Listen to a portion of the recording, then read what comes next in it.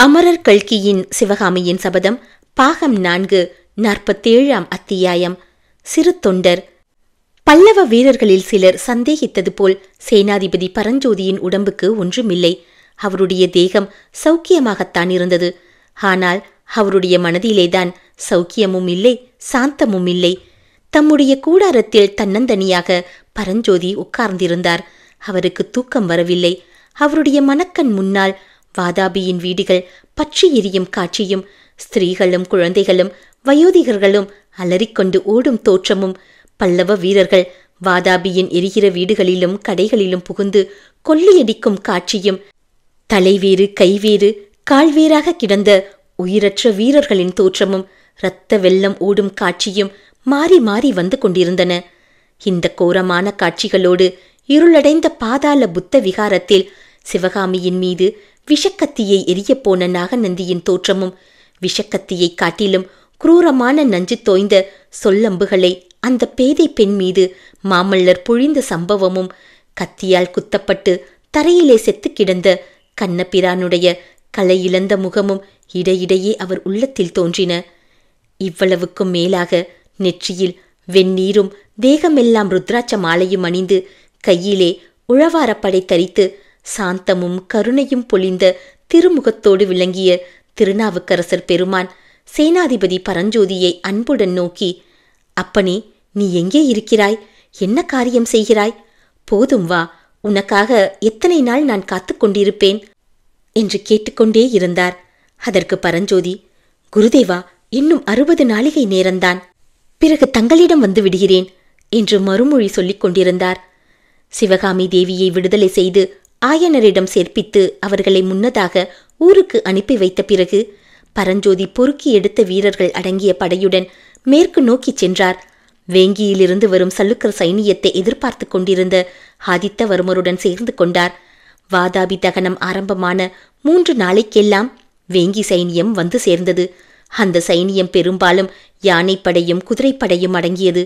மேற்படி சைனியத்தின் தலைவர்கள் புலிகேசியின் மரணத்தையும் வாதாபி கோட்டையின் வீழ்ச்சியையும் அறிந்து கொண்டதும் பின்னோக்கி திரும்பிச் செல்ல பார்த்தார்கள்.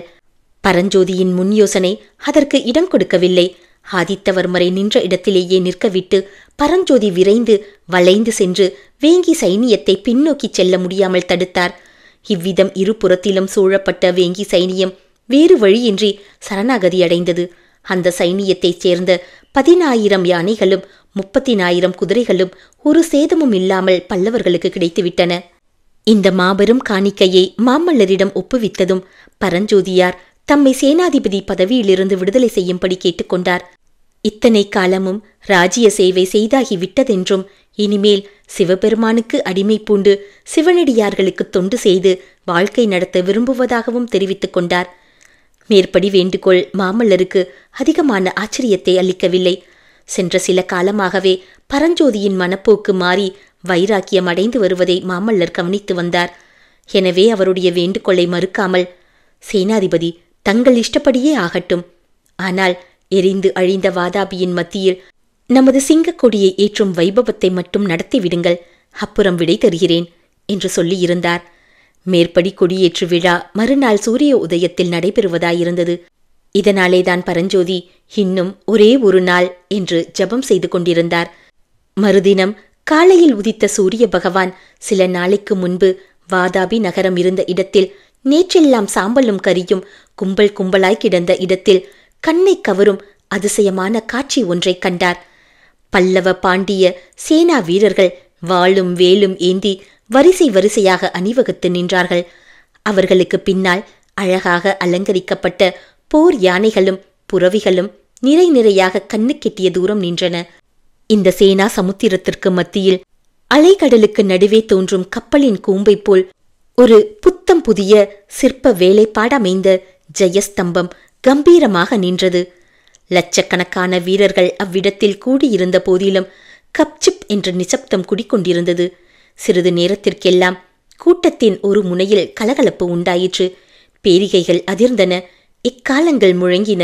சக்கரவர்த்தியின் வருகைக்கு அறிகுறியான மேற்படி வாத்திய கோஷத்தை கேட்டதும் அந்த லட்சக்கணக்கான வீரர்களின் கண்டங்களில் இருந்து ஏக காலத்தில் வாதாபி கொண்ட மாமல்ல சக்கரவர்த்தி வாழ்க, என்ற கோஷம் கிளம்பி மேலே வானமண்டலம் வரை சென்று நாலா திசைகளிலும் பரவி படர்ந்து எங்கெங்கும் எதிரொலியை உண்டாக்கியது. சேனாதிபதி பரஞ்சோதி, இலங்கை இளவரசர் மானவர்மர், வேங்கி அரசர் ஆதித்தவர்மன் முதலியவர்கள் பின்தொடர மாமல்ல சக்கரவர்த்தி ஜெயஸ்தம்பத்தின் அடியிலே வந்து நின்றவுடனே மறுபடியும் ஒரு தடவை ஜெயகோஷம் கிளம்பி 8 திக்குகளையும் கிடுகிடுக்கச் செய்தது. சப்தம் அடங்கியதும் மாமல்லர் சுற்றிலும் நின்றவர்களை பார்த்து சில விஷயங்களை கூறினார். தாமும் பரஞ்சோதியும் 9 வருஷத்துக்கு முன்னால் மாறுவேடம் பூண்டு அவர்கள் இப்போது நிற்கும் அந்த இடத்துக்கு வந்திருந்ததையும், அச்சமயம் அங்கு வேறொரு ஜெயஸ்தம்பம் நின்றதையும், அதில் புலிகேசி மகேந்திர பல்லவரை முறியடித்தது பற்றிய பொய்யான விவரம் எழுதியிருந்ததையும், அந்த ஜெயஸ்தம்பத்தை பெயர் தெரிந்து அதன் இடத்தில் பல்லவ ஜெயஸ்தம்பத்தை நிலைநாட்டுவதென்று தாமும் சேனாதிபதியும் சபதம் செய்ததையும், அந்த சபதம் இன்று நிறைவேறிவிட்டதையும் குறிப்பிட்டு, இந்த மாபெரும் வெற்றிக்கெல்லாம் முக்கிய காரண புருஷரான சேனாதிபதி பரஞ்சோதிதான் அந்த ஜெயஸ்தம்பத்தில் பல்லவ சைனியத்தின் வெற்றி கொடியை ஏற்றுவதற்கு உரிமையுடையவர் என்று கூறி முடித்தார். சக்கரவர்த்திக்கும் சேனாதிபதிக்கும் ஏதாவது மனவேற்றுமை ஏற்பட்டிருக்கிறதோ என்பது பற்றி பல்லவ வீரர்களிடையில் சந்தேகம் ஏற்பட்டிருந்ததை பார்த்தோம் அல்லவா? எனவே இப்போது ஜெயஸ்தம்பத்தின் அருகில் சக்கரவர்த்தியும் சேனாதிபதியும் சேர்ந்து நிற்பதை பார்த்ததுமே அவ்வீரர்களுக்கு மிகுந்த உற்சாகம் ஏற்பட்டது. சேனாதிபதியை பற்றி சக்கரவர்த்தி கூறியதை அருகிலே நின்று நன்றாய் கேட்டவர்களும் தூரத்திலே நின்று அரைகுறையாக கேட்டவர்களும் கூட அளவற்ற மகிழ்ச்சியடைந்து ஆரவாரம் செய்தார்கள். சேனாதிபதி புதிய ஜெயஸ்தம்பத்தின் மீது பல்லவ சிம்மக் கொடியை உயர்த்திய போது சேனா வீரர்களின் குதூகலம் வரம்பு கடந்து பொங்கி ஜெயகோஷமாகவும் வாழ்த்துரைகளாகவும் வெளியாயிற்று. பேரிகை முழக்கங்களும் வாத்திய கோஷங்களும் லட்சக்கணக்கான கண்டங்களில் இருந்து கிளம்பிய ஜெயத்வனிகளும் அவற்றின் பிரதித்வனிகளுமாக சேர்ந்து சிறிது நேரம் காது செவிடுபடச் செய்தன. சப்தம் அடங்கும் வரையில் பொறுத்திருந்த மாமல்லர் கடைசியாக அன்று அவ்வீரர்களிடம் விடைபெறுவதற்கு முன் வருத்தமான விஷயத்தை தாம் தெரிவிக்க வேண்டியிருக்கிறது என்ற பூர்வ பீடிகையுடன் ஆரம்பித்து, இத்தனை காலம் தம்முடன் இருந்து இரவு பகல் சேவை புரிந்து இந்த மகத்தான வெற்றியை பெற்றுக் கொடுத்த பரஞ்சோதியார் இப்போது தம்மிடம் விடுதலை கேட்கிறார் என்றும், அவருடைய உள்ளம் சிவபக்தியில் ஈடுபட்டிருக்கிறது என்றும், சிவனடியாரை சேனை தலைவராக வைத்திருப்பது பெரும் குற்றமாகும் என்றும், ஆகையால் அவருக்கு விடுதலை கொடுத்துவிட தாம் சம்மதித்து விட்டதாயும், நாளை காலையில் அவர் தம்மையும் பல்லவ சைனியத்தையும் பிரிந்து தனி வழியே தீர்த்த யாத்திரை செல்கிறார் என்றும், வீரர்கள் எல்லோரும் உற்சாகமாக அவருக்கு விடை கொடுத்து அனுப்ப வேண்டும் என்றும் தெரிவித்தார். தாம் தெரிவித்த விஷயம் அவ்வளவாக அந்த வீரர் கூட்டத்தில் உற்சாகம் உண்டு பண்ணவில்லை என்பதையும் கண்டார். எல்லையற்ற மௌனம் அந்த பெரும் கூட்டத்தில் அப்போது குடிகொண்டிருந்தது. அடுத்த நிமிஷம் ஆஜானுபாகுவாய் நெடித்துயர்ந்த மாமல்ல சக்கரவர்த்தி தம்மை விட குட்டையான சேனாதிபதி பரஞ்சோதியை மார்புறத் தழுவிக்கொண்ட போது மீண்டும் அந்த சேனா சமுத்திரத்தில் கோலாகல திவினிகள் எழுந்தன. அன்றைக்கெல்லாம் மாமல்லர் பல்லவ பாண்டிய வீரர்களுக்கும் படைத்தலைவர்களுக்கும் பரிசுகள் வழங்குவதில் ஈடுபட்டிருந்தார். வாதாபி எரியத் தொடங்கிய நாளில் இருந்து பல்லவ சைனியத்துடன் வந்திருந்த 100 பொற்கொள்ளர்கள் 1000 வீரர்களின் உதவியுடன் தங்கத்தை உருக்கி புதிய சிங்க முத்திரை போட்ட பொற்காசுகள் தயாரிப்பதில் ஈடுபட்டிருந்தார்கள். வாதாபி அரண்மனைகளிலிருந்தும் சலுக்க சாம்ராஜ்ய பொக்கிஷங்களிலிருந்தும் கைப்பற்றிய ஏராளமான தங்க கட்டிகளையும் பொன் ஆபரணங்களையும் பெரிய கொப்பரைகளில் போட்டு பிரம்மாண்டமான அடுக்குகளில் தீ மூட்டி உருக்கினார்கள். உருக்கிய பொன்னை நாணயவார் படத்துக்காக அமைக்கப்பட்ட அச்சுகளிலே ஊற்றி எடுத்து லட்ச லட்சமாக கழஞ்சு நாணயங்களை செய்து குவித்து கொண்டிருந்தார்கள். ஒவ்வொரு பல்லவ பாண்டிய வீரனுக்கும் அவனவன் தானே சேகரித்து கொண்டு வந்த செல்வத்தை தவிர தலைக்கு 10 பொற்களஞ்சுகள் அளிக்கப்பட்டன. போர் வீரர்களுக்கு மேற்கண்டவாறு பரிசு அளித்த பிறகு படைத்தலைவர்களுக்கும் சிறந்த வீரச் செயல்கள் புரிந்தவர்களுக்கும் விசேஷ பரிசுகள் அளிக்கப்பட்டன. யானைகளும் குதிரைகளும் சுமக்கக்கூடிய அளவு செல்வங்களும் பகிர்ந்து கொடுக்கப்பட்டன. துங்கபத்திரைக்கும் கிருஷ்ண நதிக்கும் அப்பால் பல்லவ ஆதிக்கத்துக்கு உட்பட்ட விஸ்தாரமான பிரதேசங்களையெல்லாம் வேங்கியை தலைநகராக்கி கொண்டு சர்வாதிகாரத்துடன் ஆளும்படியாக ஆதித்தவர்மர் நியமிக்கப்பட்டார். இலங்கை இளவரசன் மானவர்மருக்கு தக்க வெகுமதி அளிப்பது பற்றி மாமல்லர் யோசித்த போது, பிரபு, என் தந்தை வீற்றிருந்து அரசாண்ட இலங்கை சிம்மாசனந்தான் நான் வேண்டும் பரிசு, வேறு எதுவும் வேண்டாம் என்றார் மானவர்மர். கடைசியில் மாமல்லர் பரஞ்சோதியை பார்த்து சொன்னார், நண்பரே, இந்த மகத்தான வெற்றி முழுவதும் தங்களுடையது. எனவே இந்த வெற்றியின் மூலம் கிடைத்த அளவில்லாத செல்வங்களும் உங்களுடையவைதான்.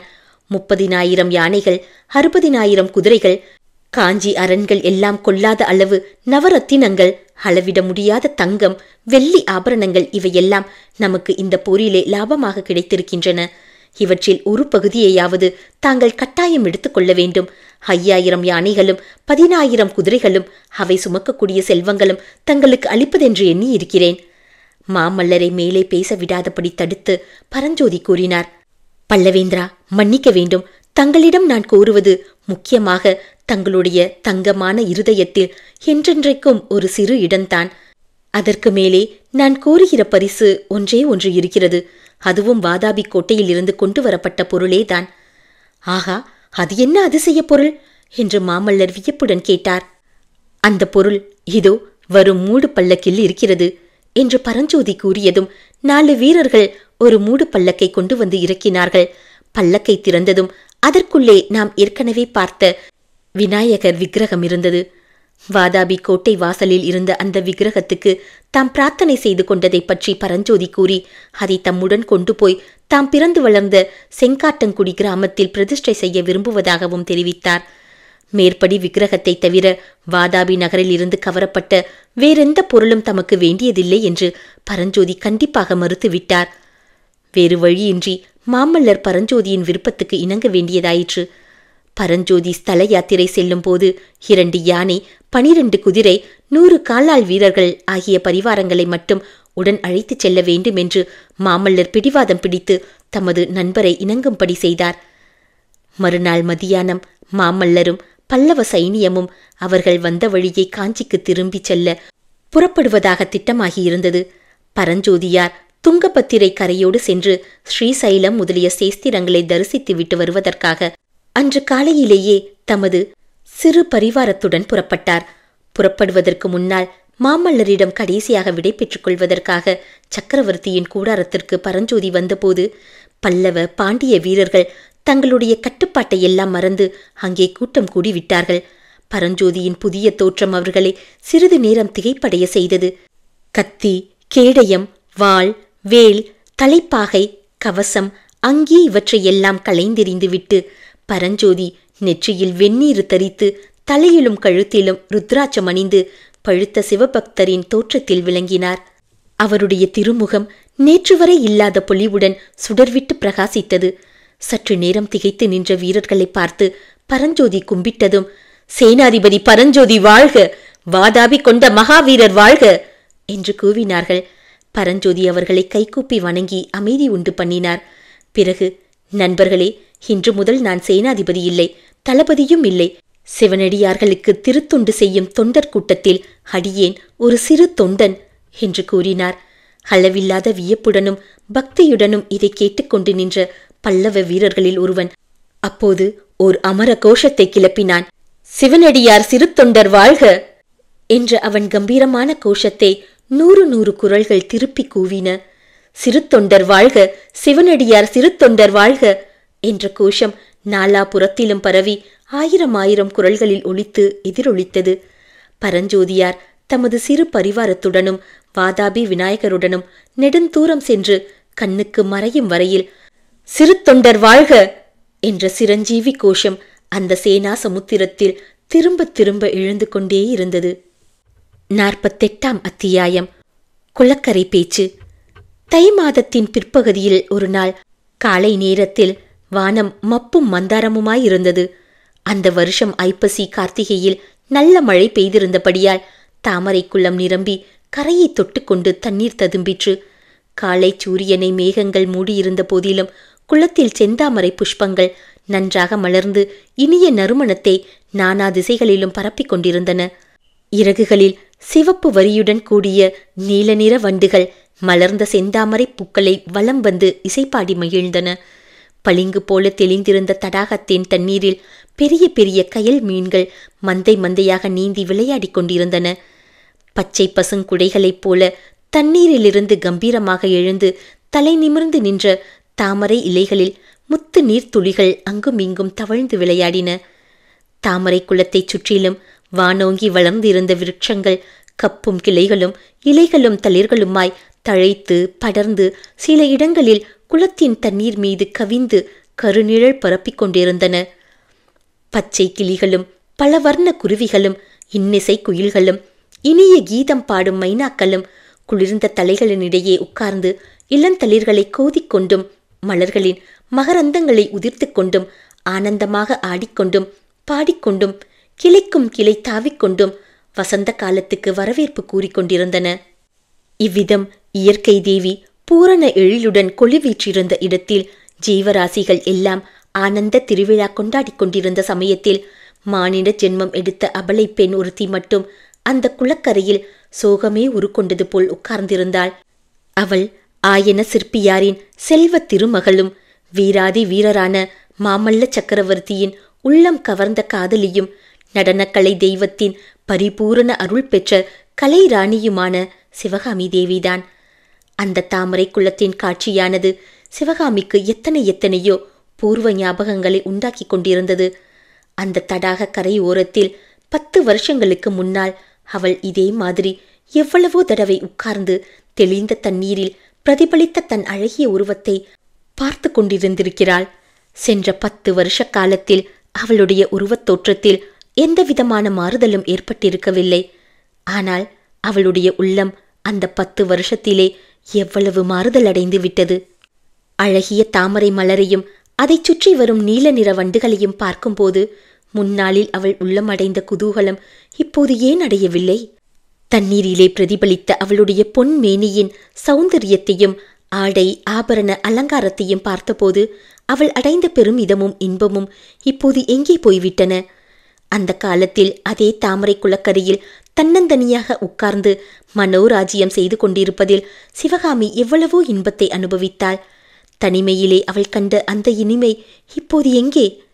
சிவகாமிக்கு சில சமயம் தனது சென்ற கால வாழ்க்கையெல்லாம் ஒரு நெடிய இந்திரஜால கனவு போல தோன்றியது. தான் அந்த தாமரை குளக்கரையில் உட்கார்ந்திருப்பதுவும் தன்னை சுற்றிலும் காணப்படும் அழகிய இயற்கை காட்சிகளும் உண்மைதானா, அல்லது வாதாபி நகரத்து சிறை வீட்டில் உட்கார்ந்தபடி காணும் பகற்கனவா என்று அடிக்கடி சந்தேகம் ஏற்பட்டது. இவ்விதம் நெடுநேரம் ஏதோ உருவமில்லாத சிந்தனைகளில் சிவகாமி ஆழ்ந்திருந்தாள். வானத்தை மூடியிருந்த மேகப்படலங்கள் சிறிது விலகி சூரியன் வெளித்தோன்றி அவள் மீது சுளீர் என்று வெயில் உரைத்த பிறகு எழுந்திருத்தாள். ஆயனரின் அரண்ய சிற்ப வீட்டை நோக்கி நடந்தாள். குதிரை குளம்படியின் சத்தம் திடீரென்று கேட்டதும் அந்த அடி ஒவ்வொன்றும் தன் நெஞ்சின் மேல் படுவது போன்ற வேதனை அவளுக்கு உண்டாயிற்று. அந்த குளக்கரையை தேடி அவளுடைய காதலர் மாமல்லர் குதிரை மீது எத்தனையோ தடவை வந்திருப்பது சிவகாமிக்கு நினைவு வந்தது. இப்போது வருவது யார்? ஒருவேளை அவர்தானா? ஆகா, அவரை எப்படி சந்திப்பது? அவருடைய தீட்சண்யமான பார்வையை, அடிப்பாதகி, உன்னால் என்னென்ன வினைகள் எல்லாம் வந்தன என்று குற்றம் சாட்டும் கண்களை எப்படித்தான் ஏறிட்டு பார்ப்பது? ஒரு குதிரை அல்ல, 2 குதிரைகள் வருகின்றன. 2 குதிரைகள் மீதும் 2 பேர் வீற்றிருக்கிறார்கள். தனியாக அவரை சந்திப்பதே முடியாத காரியம் என்றால் இன்னொருவரின் முன்னால் அவரை பார்ப்பது பற்றி கேட்க வேண்டியதில்லை. குளக்கரையின் சமீபத்தில் அடர்த்தியாக மண்டி வளர்ந்திருந்த புதர் ஒன்றின் பின்னால் சிவகாமி மறைந்து கொண்டாள். குதிரைகள் 2ம் சமீபத்தில் வந்தன. முன்னால் வரும் குதிரையின் மீது மாமல்லர்தான் வந்தார். அம்மா, அவர் முகத்திலேதான் இப்போது என்ன கடூரம்! அன்பு கனிந்து ஆர்வம் ததும்பி கள்ளம் கபடமற்ற உள்ளத்தை காட்டிய பால்வடியும் முகத்துக்கும் இந்த கடுகடுத்த முகத்துக்கும் எத்தனை வித்தியாசம்! அவருக்கு பின்னால் மற்றொரு குதிரையின் மேல் வந்தவர் பரஞ்சோதியாகத்தான் இருக்க வேண்டும் என்று எண்ணி சிவகாமி பார்த்தாள். இல்லை, பரஞ்சோதி இல்லை. அந்த மனிதரை இதுவரையில் சிவகாமி பார்த்தது கிடையாது. 10 வருஷத்துக்குள் எத்தனையோ புது சிநேகிதம் அவருக்கு ஏற்பட்டிருக்கும். குதிரைகள் 2ம் குளக்கரையில் வந்து நின்றன. இருவரும் இறங்கினார்கள். அந்த பழைய விருட்சத்தின் அடியில் மாமல்லரின் கவிதை அழகு வாய்ந்த காதல் ஓலைகளை எந்த மரத்தின் பொந்திலே ஒளித்து வைத்திருப்பது வழக்கமோ அதே மரத்தின் அடியில் இருவரும் நின்றார்கள்.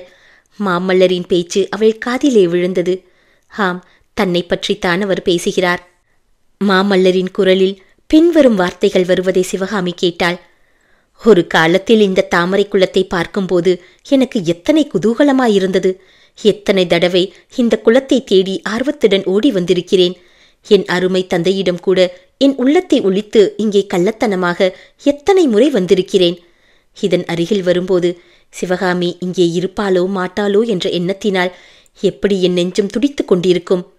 அவள் இந்த மரத்தடியில் உள்ள பலகையில் தங்க விக்கிரகத்தைப் போல் தனியாக அமர்ந்திருப்பதை பார்த்ததும் எப்படி என் உள்ள மகிழ்ச்சி ததும்பி துள்ளி குதிக்கும்.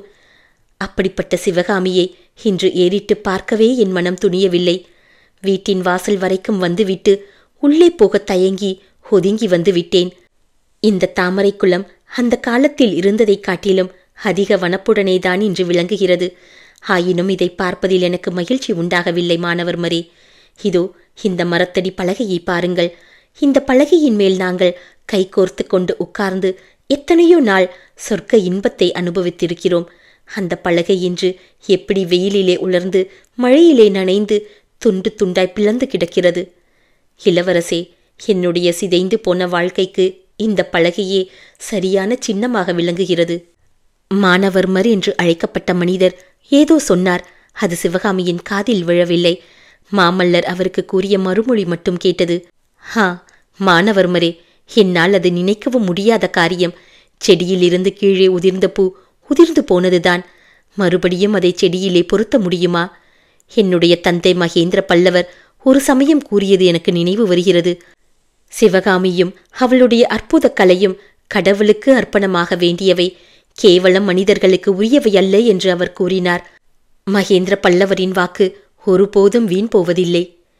இவ்விதம் சொல்லிக்கொண்டே மாமல்லர் தம் சிநேகிதருடன் மெல்ல நடந்து தாமரை தடாகத்தின் நீர்க்கரை ஓரம் வரையில் இறங்கிச் சென்றார். இருவரும் சிறிது நேரத்திற்கெல்லாம் திரும்பி வந்து தத்தம் குதிரைகளின் மீது ஏறிச் சென்றார்கள். சிவகாமி தன்னுடைய வீட்டை நோக்கி காட்டு வழியே சென்றபோது அவளுடைய உள்ளத்தில் பெரும் கிளர்ச்சி குடிகொண்டிருந்தது. அந்த கிளர்ச்சியில் இன்பமும் வேதனையும் சமமாக கலந்திருந்தன. மாமல்லர் தன்னை மறந்து போய்விடவில்லை என்பதையும் தன்னிடம் அவரது அன்பு குறைந்து விடவில்லை என்பதையும் அவளுடைய உள்ளம் நன்கு தெரிந்து கொண்டிருந்தது. ஆயினும் அவர்கள் இருவருக்கும் இடையில் ஏதோ ஒரு பெரிய தடை, கடக்க முடியாத ஆகாதமான பள்ளம் இருப்பதாகவும் அவளுடைய உள்ளுணர்ச்சி கூறியது. அந்த தடை எத்தகையது, அந்த பள்ளம் எப்படி ஏற்பட்டது என்பதை அவள் எவ்வளவு யோசித்தும் தெரிந்து கொள்ள முடியவில்லை. எப்படியும் மாமல்லரை கூடிய சீக்கிரத்தில் ஒரு நாள் பார்க்க வேணும். பார்த்து தனது உள்ளம் அவர் விஷயத்தில் முன்போலவேதான் இருக்கிறது என்பதை தெரியப்படுத்த வேணும் என்று தீர்மானித்துக் கொண்டாள். என்றென்றைக்கும் தான் அவருடைய அடியாள். அவர் நிராகரித்து தள்ளினாலும் அகன்று போக முடியாதவள் என்று உறுதி கூற எண்ணினாள்.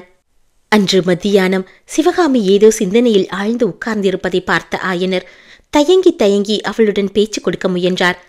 குழந்தாய், எனக்கென்னவோ இப்போது இந்த நடுக்காட்டிலே வசிப்பது அவ்வளவாக பிடிக்கவில்லை. காஞ்சியில் நமக்கு ஒரு வீடு இருக்கிறதல்லவா, அங்கேயே போய்விடலாம் என்று பார்க்கிறேன். உன்னுடைய விருப்பம் என்ன என்று கேட்டார். அப்பா, அதிசயமாயிருக்கிறதே. என் மனதில் இருப்பதையே நீங்களும் சொல்கிறீர்கள்.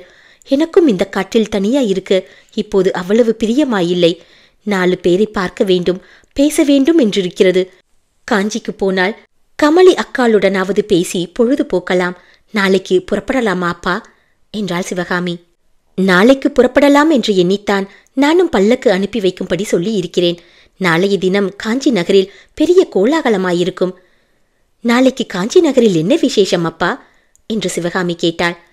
நாளைக்கு சக்கரவர்த்தியின் பட்டண பிரவேச ஊர்வலம் நடக்கப் போகிறதாம். சல்லுக்கர்களை முறியடித்து உலகம் காணாத மகத்தான வெற்றியுடன் மாமல்லர் திரும்பி வந்திருக்கிறார் அல்லவா? சக்கரவர்த்தி திரும்பி வந்து விட்டாரா என்று சிவகாமி கேட்டபோது அவளுடைய வாழ்க்கையில் கடைசி முறையாக கபட வார்த்தையை கூறினாள். ஆம் குழந்தாய், முந்தா நாள் பல்லவ சைனியம் வந்து சேர்ந்தது. சக்கரவர்த்தியும் வந்து விட்டார். எல்லாரும் வடக்கு கோட்டை வாசலுக்கு அருகில் தண்டு இறங்கி இருக்கிறார்களாம். பட்டண பிரவேசத்துக்கு நாளைய தினம் நல்ல நாள் குறிப்பிட்டிருக்கிறார்களாம். ஒரு விஷயம் கேட்டாயா சிவகாமி? எனக்கு வயதாகிவிட்டதோடு அறிவும் தளர்ந்து வருகிறது என்று தோன்றுகிறது. இல்லாத பிரம்மைகள் எல்லாம் ஏற்படுகின்றன. இன்று காலை ஏதோ குதிரை வரும் சத்தம் கேட்டது போல் இருந்தது. சக்கரவர்த்திதான் அந்த நாளிலே வந்ததைப் போல் இந்த ஏழை சிற்பியின் வீட்டை தேடி வருகிறாரோ என்று நினைத்தேன். வாசலில் வந்து பார்த்தால் ஒருவரையும் காணவில்லை. சிவகாமியின் கண்களில் கண்ணீர் துளிர்த்தது. சக்கரவர்த்தி வந்தது உண்மைதான் என்பதை சொல்லலாமா என்று நினைத்தாள். அதற்கு தைரியம் வரவில்லை. சிவகாமி கண்களில் கண்ணீரை பார்த்த ஆயனர் சற்று நேரம் வேறு எங்கேயோ பார்த்து கொண்டு மௌனமாயிருந்தார். பிறகு சிவகாமியை நோக்கி கனிவு மிகுந்த குரலில், அம்மா குழந்தாய், உன்னிடம் ஒரு விஷயம் சொல்ல வேண்டும் என்றிருக்கிறேன் என்றார். என்ன அப்பா அது, சொல்லுங்களேன் என்றாள் சிவகாமி. உலகத்திலே உள்ள எல்லா பெண்களையும் போல நீயும் யாரையாவது ஒரு நல்ல கணவனை மணந்து கொண்டு சந்தான பாக்கியத்தை அடைய வேண்டும் குழந்தாய். இந்த வயதான காலத்தில் இத்தனை நாள் இல்லாத ஆசை எனக்கு இப்போது ஏற்பட்டிருக்கிறது. பேரன் பேத்திகளோடு கொஞ்சி விளையாட வேண்டும் என்று விருப்பமாயிருக்கிறது. அப்பா, நான் ஒருத்தி பெண் பிறந்து உங்கள் எல்லோருக்கும் கொடுத்த துன்பம் போதாதா? இன்னும் வேறு வேண்டுமா என்று நெஞ்சை பிளக்கும் குரலில் சிவகாமி கூறினாள். சிவகாமி, இது என்ன வார்த்தை? நீ யாருக்கு என்ன துன்பம் செய்தாயம்மா என்றார் ஆயனர். தங்களுடைய கால் ஊனமடைவதற்கு நான் காரணமாயிருந்தேன். கமலியக்கா கணவனை இழப்பதற்கு காரணமானேன். விதியின் விளைவுக்கு நீ என்ன செய்வாய் சிவகாமி?